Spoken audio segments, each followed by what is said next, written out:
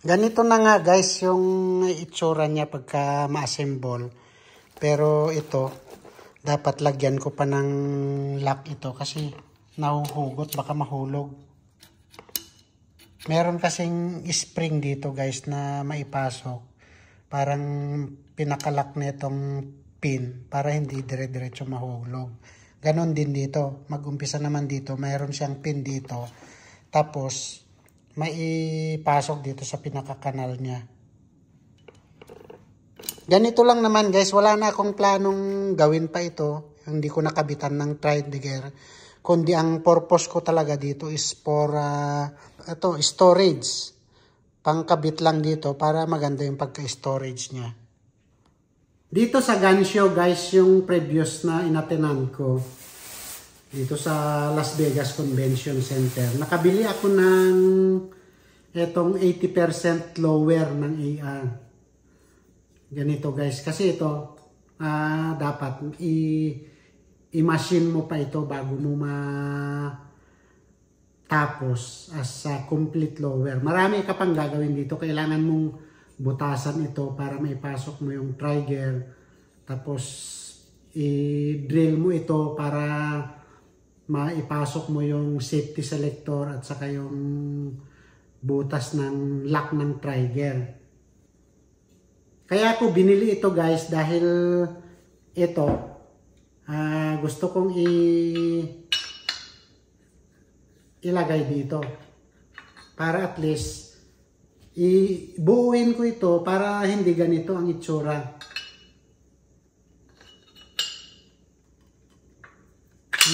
Ganyan.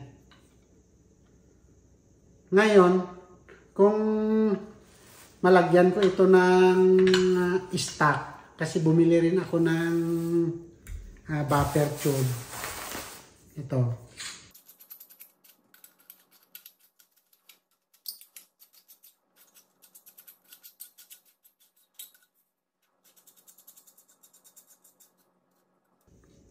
Ganito guys ang maging forma niya.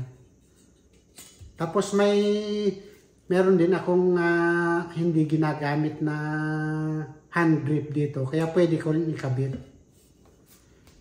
Yan. Tapos ilagay mo lang itong take down pin na nabili ko rin. Ngayon itong take down pin na nabili ko, ipasok mo lang din dito. Ayun.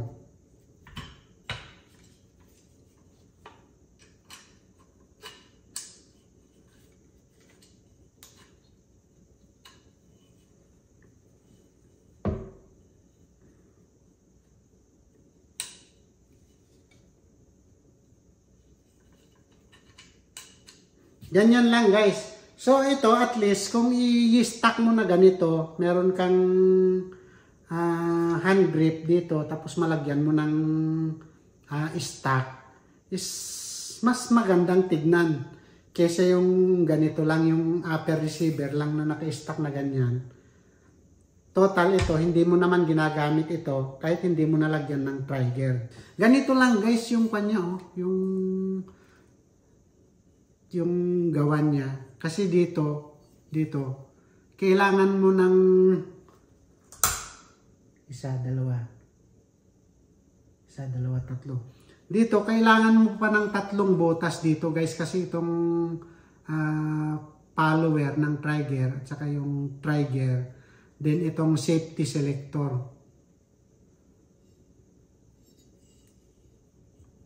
Tapos dito, sabi naman doon sa nagtinda sa akin is meron naman daw gumagawa nito. Pero sabi niya kung may drill ka, madali lang to. Kaya mong gawin yan, sabi niya.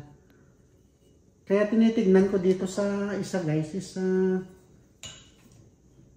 parang konti lang naman yung butas dito sa trigger niya nga. Mailabas mo lang yung trigger is